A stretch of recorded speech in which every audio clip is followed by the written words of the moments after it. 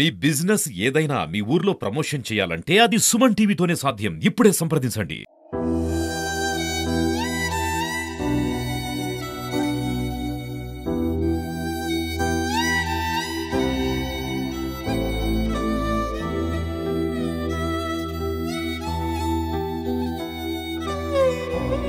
నమస్తే, welcome to Suman TV. నేను మీ సింధు తులసి.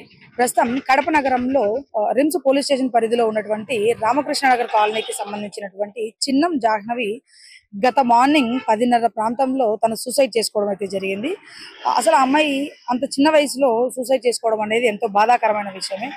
చూద్దాం ఇంత చిన్న పిల్లలు సూసైడ్ చేసుకోవడానికి గల కారణాలు ఏమై ఉండొచ్చు.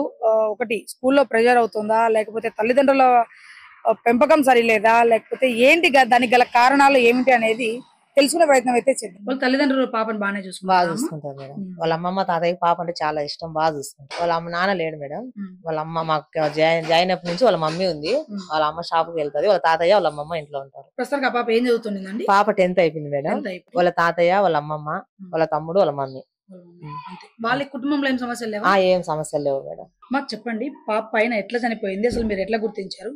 వాళ్ళ తమ్ముడు వచ్చి మాకు చెప్పారు మేడం. అప్పుడు మేము వెళ్ళి పైకి డోర్ తీసేసి హాస్పిటల్ తీసుకెళ్ళాం. అప్పుడు అక్కడే ఇంకా హోలిస్టిక్ తీసుకెళ్ళాము. అక్కడ పాప చనిపోయిందని చెప్పేసి. మీకేమవుతుంది? మాకేం కాదు మేడం, బాడెక్కున్నారు.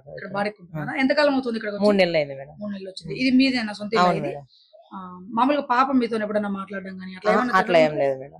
జనాలు అసలు మీతో ఎవరితో నాతో ఒక్కటి మాట్లాడుతుంది మేడం. వాటర్ గురించి, ఫిల్టర్ నీళ్ళు వచ్చినప్పుడు ఏదన్నా అడిగితే ఫోన్ వాళ్ళ మమ్మీతో మాట్లాడాలంటే మాట్లాడుతుంది మేడం. వచ్చి ఫోన్ లేదా పాప దగ్గర, నా దగ్గరికి వచ్చి తీసుకుంటాం. పాప కలివిడిగానే బాగుంటది మేడం.